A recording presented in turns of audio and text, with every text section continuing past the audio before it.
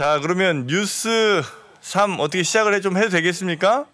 예, 괜찮습니다. 근데 네. 이게 줌으로 연결하는 게 참 어색하네요. 계속 물 먹고 이게 개념 없는 모습이 나와서 이거 글로벌의 길이 멀다 이런 게 좀 네, 느껴지네요. 항상 긴장해야 됩니다. 알겠습니다. 네.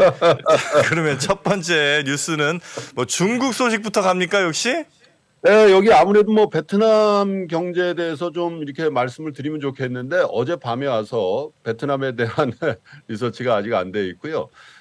중국 경제에 영향을 굉장히 많이 받는 경제권 아닙니까? 베트남이. 그래서 첫 번째 뉴스는 중국 얘기로 이제 들려드릴 텐데 뭐 어제 우리 8.15 광복절이었는데 중국에서는 좋지 않은 소식들이 좀 들렸어요. 중국의 경제 지표 몇 개가 나왔는데 시장 컨센서스를 비교적 하회하는 그런 모습들이 나와서 걱정이 좀 되는 뉴스입니다. 산업 생산이라고 왜 대표님 아시잖아요. 네. 계속 대표님이라 그러네 이게 내가. 아유, 역시 베트남 가니까 좀 사람이 우리 출장비를 받아서 나오니까 대표님에 대한 존중이 깍듯하게 하세요, 깍듯하게. 예. 산업 생산이 이제 중국이 워낙에 제조업 국가다 보니까 이제 중요한 지표인데 7월 산업 생산이 3.8%가 나왔어요. 근데 시장의 컨센서스는 4.5%였기 때문에 상당히 격차가 있는 좋지 않은 지표가 나왔습니다. 이게 사실 상하이 봉쇄가 이제 완전히 해소가 된 상황에서 나온 지표이기 때문에 더 걱정스럽다. 왜냐하면 봉쇄 여진이 있었던 6월 달에 산업 생산이 3.9%였거든요. 그러니까 6월 산업 생산보다도 오히려 0.1%포인트 낮았다라는 게 좀 충격적이었고요. 상하이 봉쇄가 본격화됐던 게 지난 4월이었는데 4월에 마이너스 2.9%, 그리고 5월에 0.7%, 6월에 3.9%. 그러니까 봉쇄 이후에 이렇게 쭉 회복되고 있던 산업 생산 지표가 어쨌든 0.1%포인트라도 소폭 낮아졌다라는 거는 중국 경제의 어떤 향후 모습에도 적지 않은 시사점을 준다 이렇게 보는 것 같아요. 이게 원인은 상하이나 베이징 같은 일선 도시의 봉쇄는 풀렸는데 그 후로도 전국 각지에서 크고 작은 코로나의 재확산이 되면서 영향을 줬던 것으로 공장 생산의 가동률이라는 이런 것들에 영향을 준 것으로 보입니다. 또 한 가지 이 지표 중에 더 실망스러운 게 중국의 7월 소매 판매가 2.7%로 나왔는데요. 이게 전문가들은 5% 안팎이 될 것이다 이렇게 예상했던 거고, 말씀드린 것처럼 6월 달에는 3.1%였는데 이거보다도 더 낮았다라는 것도 충격이었던 것 같습니다. 4월 달에 그 상하이 봉쇄가 본격화됐을 때 마이너스 11.1%, 우리 증시에도 굉장히 악영향을 줬죠. 사실 우리 증시가 6월 달에 이제 저점을 찍습니다마는 대체로 4월부터 굉장히 좋지 않은 모습을 보였던 것도 주된 원인이, 물론 이제 러시아 우크라이나 전쟁의 여파도 있었습니다마는 이 상하이 봉쇄가 큰 영향을 줬는데 5월 달에 6.7 마이너스고요. 6월 달에 가까스로 플러스 반전을 했던 건데 어쨌든 6월보다도 낮게 나왔다는 거는 중국 경제를 보는 우리의 걱정 같은 것들이 반영을 해야 되는 그런 상황인 것 같습니다. 조금 더 걱정스러운 지표가 하나 있는데요. 실업률입니다. 7월 중국의 도시 실업률이 5.4%로 전달보다는 0.1%좀 낮아지긴 했는데 우리도 지금 걱정이 이제 청년 실업률 아닙니까? 네. 중국 청년 실업률이 공식적으로 이제 통계가 잡히는 게 16세부터 24세 사이를 이제 청년 실업률이라고 하거든요. 이게요 19.9%입니다. 그러니까 사상 최고치인데, 물론 이제 코로나 여파 이런 것들이 있겠습니다만은 중국의 이제 이 젊은 세대들이 이제 학교를 졸업하고 나오는 시기하고 겹치고 중국의 가동률, 이제 이 제조업체 가동률이 낮아지는 시기에 겹쳤습니다만은 어쨌든 중국의 젊은 사람들 중에 10명 중에 20명 정도는 실업자가 됐다라는 거죠. 이거는 아마도 중국 그 공산당 시진핑 정부에게는 이 상당히 부담스럽지 않겠나 이런 생각이 듭니다. 왜냐하면 젊은 사람들이 한국도 그렇고 미국도 그렇고 여론 주도층이거든요.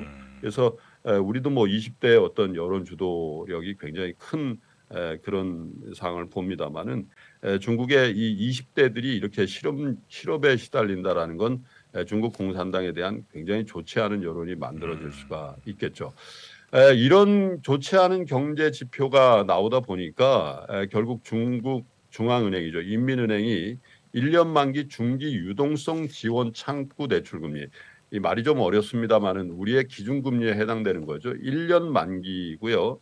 이게 이제 MLF라는 이제 용어를 씁니다만은 그냥 기준금리를 낮췄다 이렇게 보시면 되는데 이 금리를 2.85에서 2.75로 0.1%포인트 전격적으로 낮췄습니다. 아마 심각하게 받아들이고 있다라는 얘기겠죠. 그래서 중국 인민은행의 어떤 경기 부양에 대한 의지를 보여줬다는 것도 어제 부각이 됐습니다. 한 가지 걱정은 이런 것 같아요. 중국의 경제가 이렇게 안 좋고 또 젊은 층의 실업률이 이렇게 폭등을 하고 이렇게 되면 대부분의 이 정치 이 정권을 담당하고 있는 사람들은 국민들의 주의를 밖으로 돌리려고 하는 그런 시도들을 하지 않겠습니까? 뭐 외신을 보시면 낸시 펠로시 하원 의장의 대만 방문 이후로 또 연이어서 미국 의회 대표단이 또 대만을 갔거든요. 그래서 이런 여러 가지 환경이 남중국해의 어떤 양안 관계라든지 남중국해의 어떤 미국과의 충돌 이런 가능성을 중국 경제가 안 좋으면 안 좋을수록 우리는 더 영향을 받는 거 아닌가 그런 생각이 들고요. 또 한 가지도 우리 수출도 계속해서 대중국 수출도 4개월 연속 적자라는 말씀 한번 드렸지 않습니까? 그런 것들도 사실 중국 경제 지표가 안 좋으면 안 좋을수록 한국과의 관계도 경색이 되고 또 옥죄는 그런 상황이 나올 것 같아서 중국 경제가 안 좋게 나오는 걸 보면서 주가에도 영향을 미쳐서 걱정입니다만은 우리의 어떤 입장 같은 것들도 네. 조금은 더 어려워지는 거 아닌가 그런 생각이 좀 듭니다. 네. 일단 그 10명 중에 20명은 아니고 이제 100명 중에 20명 정도 실업률이 나왔다는 그렇죠. 거죠. 예. 네. 네, 뭐 대부분 다 알아들으셨겠습니다. 혹시나 해서. 네, 그리고 지금 여기가 5시 때입니다. 이해를 좀 해주세요. 벌써 가자마자 시차적 일어나가지고 시차적으로 다 하신 거예요. 알겠습니다. 다음엔 그리고 카메라를 약간 좀 높게 좀 잡아주시기 바라겠습니다. 네, 예. 지금 노트북 카메라죠? 그렇습니다. 아유, 다음엔 저 카메라 하나 같이 딸려서 보내드리겠습니다. 밑에서 콧구멍이 자꾸 보인다고요? 조금 댓글들이 올라오고 있네요. 네. 이렇게 제가 이렇게 쳐드나 봐요. 자, 그러면 두 번째 뉴스를 전해드려야 되는데 저희가 몇 번 이 비슷한 내용의 뉴스도 전해드렸던 것 같은데 증시에서 떠난 개인 투자자들이 지금 채권이나 안전자산 쪽으로 좀 이동을 하고 있다고요? 예, 이거 뭐 한두 차례 말씀을 드렸는데 계속 이렇게 말씀드리는 이유가 굉장히 중요한 금융시장의 변화이기 때문에 제가 강조를 해드린 측면에서 이 뉴스를 반복해서 전해드립니다. 금융투자협회가 어제 낸 자료를 보니까요. 올해 들어서 지난 12일까지 개인 투자자들이 장외채권 시장에서 채권을 순매수한 규모가 9조 5,474억 원이라고 합니다. 작년 같은 기간에 얼마였냐? 3조 4천억이었으니까 이게 무려 2.7배 수준을 넘는 거고요. 작년 전체적으로 개인 채권 순매수가 4조 5천억이니까 이거보다도 2배 이상 넘는 규모의 채권을 올해 7월 달까지 이렇게 샀다라는 얘기죠. 이런 추세라면 뭐 당연히 10조 원은 거뜬히 넘고 그 이상도 이제 갈 것 같은데요. 네. 이 개인 채권 투자가 느는 거는 두 가지인 것 같습니다. 아무래도 굉장히 불안하다라는 이제 경기 전망이죠. 경기 전망이 불안하면 금리가 떨어질 거다라는 어떤 그런 인식을 갖고 있는 건데 아시는 것처럼 올해 상반기 내내 지난달까지 금리가 굉장히 많이 올랐고 또 한국은행에서도 기준금리를 계속 올리면서 시중금리를 올리는 역할들을 했잖아요. 그러니까 절대 금리 수준이 우리 투자자들이 이제 투자할 만한 권역에 들어왔다. 국채 기준으로 뭐 3% 중후반 그리고 신용물 같은 거 그래도 AA 급의 회사채 같은 것들도 4% 중반 이렇게 나왔기 때문에 괜찮다라는 생각을 하셨던 것 같고 또 한 가지 제가 주목하는 거는 금융회사들이 채권 쪽으로 드라이브를 많이 겁니다. 은행도 그렇고 증권도 그렇고 네. 많은 증권회사들이 이제 채권도 뭐 10,000원 단위로 살 수 있게끔 이렇게 전산 개발을 해놓고 있다 보니까 접근성이 굉장히 좋아진 그런 측면들도 개인의 순매수, 채권 순매수를 더 강하게 드라이브를 걸게 하는 것 같아요. 근데 제가 꼭 한 가지 좀 당부를 드리고 싶은 거는 채권 투자는 무조건 안전하다라는 생각을 많이 하시더라고요. 근데 그건 절대 좀 오해세요. 뭐 상반기에 채권 금리가 폭등하면서 직업적으로 채권 운용을 하고 있는 펀드 매니저들도 직업을 잃는 케이스들이 나온다 이런 말씀을 드렸는데 채권 투자가 100% 안전하다라는 생각을 가지시면 위험합니다. 채권도 주식하고 똑같은 투자입니다. 물론 이제 만기가 정해져 있고 부도가 나지 않으면 원리금 상환을 받을 수 있기 때문에 비교적 안전하다고 생각하시는데 채권 투자를 안전하게 하시려면 안전한 채권 투자를 하셔야 되죠. 그래서 아마 채권 이제 처음 하시는 분들에게 제가 권하는 거는 주식도 우량주부터 투자하시라고 하잖아요. 채권은 한 가지 변수가 더 있는데 주식에 없는 만기가 있거든요. 그래서 주식 초보자들께 우량 채권을 장기 투자하십시오 이렇게 말씀을 드립니다마는 채권의 경우에는 조금 다릅니다. 우량 채권 그러니까 예를 들면 국채다, 은행채다, 뭐 공사채다 이런 거 하시는 건 권해드리는데 장기 투자 그러니까 장기 채권을 투자하시는 거는 조금 다른 얘기다 이런 겁니다.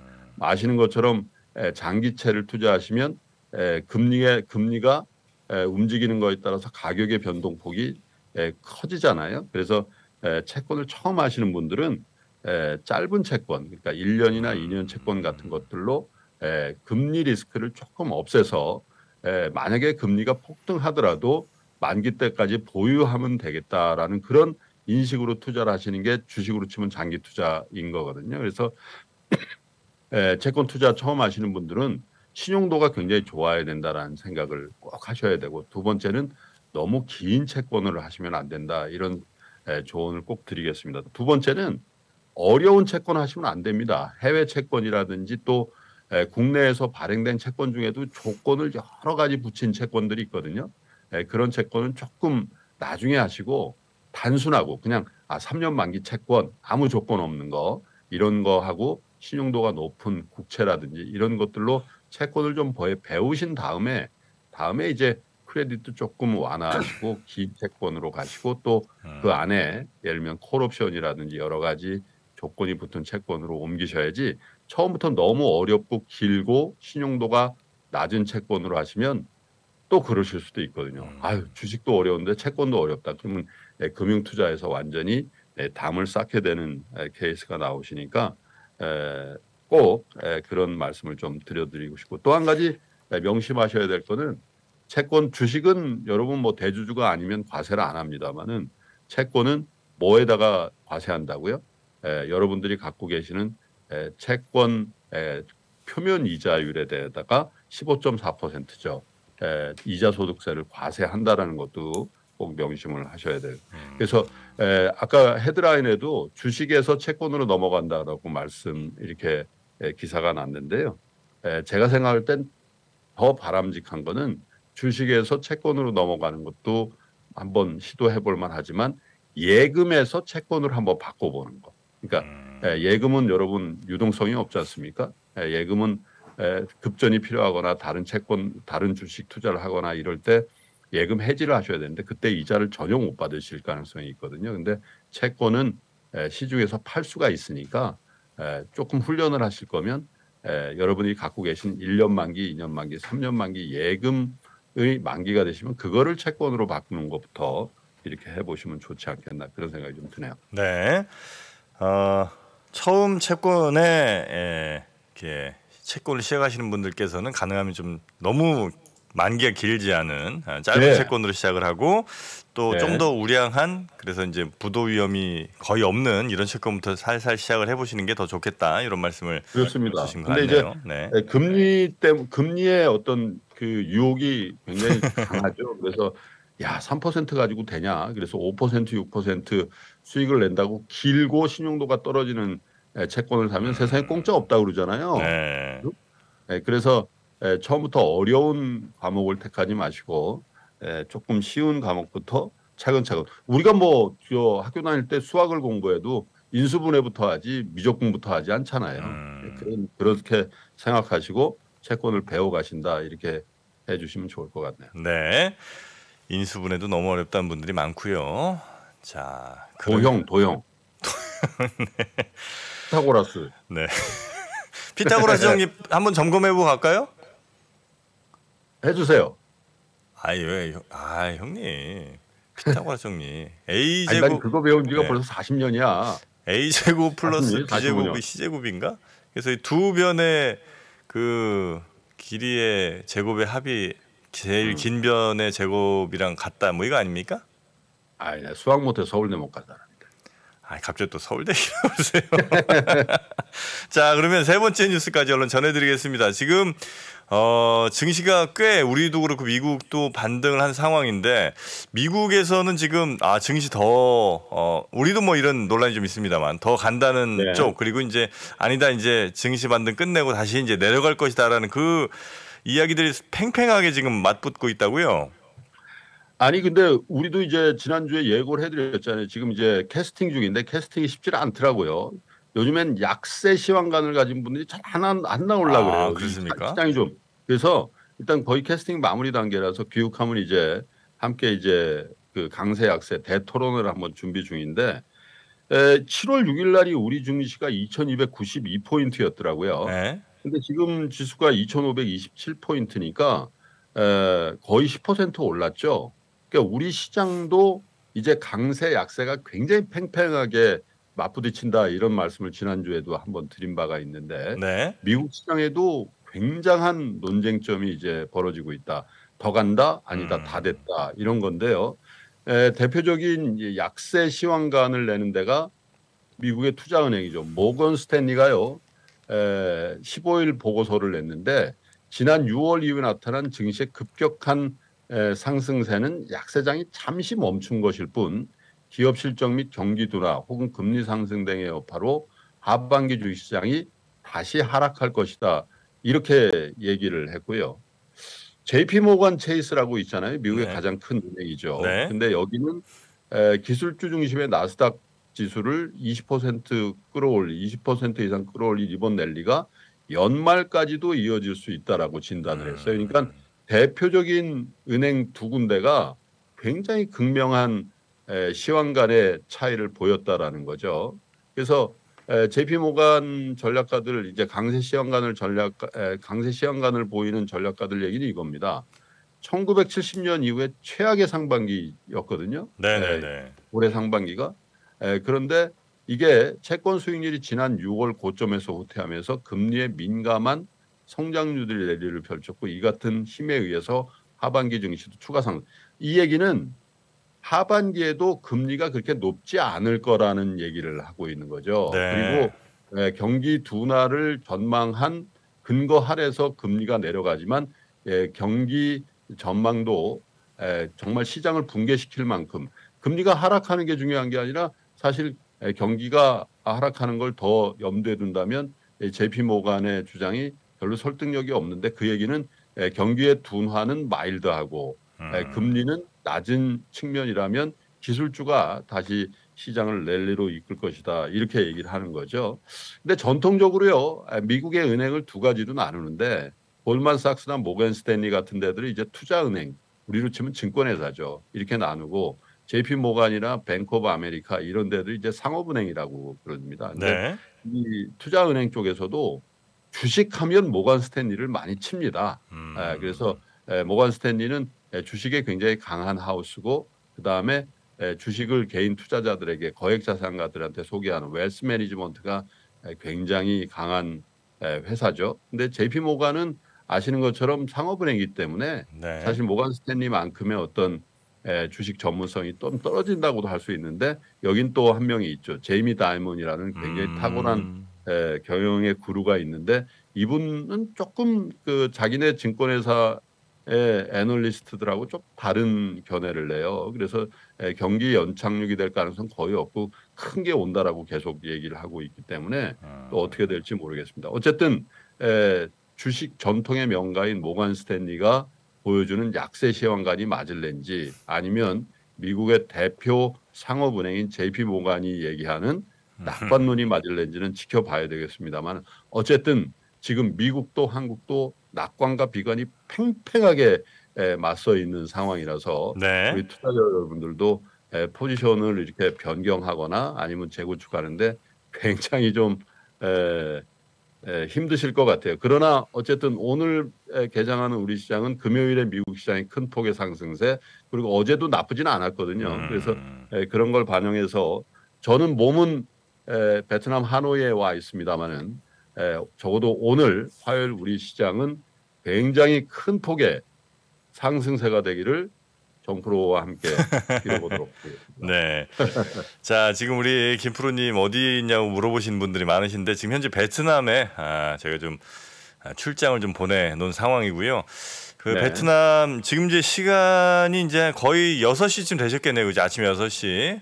네. 네, 지금 5시 56분입니다. 네네네. 현지 시간. 6시부터는 일 좀 하시고요. 네. 쌀국수 반미 이런 걸로 주로 드시고 뭐 반새우 같은 거는 출장비에서 결제가 안 되니까요. 그거 참고하시기 바라겠습니다. 그래서 어제 기내식을 굉장히 많이 먹고 내렸고요. 네, 호텔 여기 보니까 스낵바 이거 무료로 주더라고요. 그래서 아침으로 챙겼습니다. 무료는 많이 챙겨도 됩니다. 많이 챙기겠습니다. 네. 자, 오실 때 뭐 사고 오시지 마시고요.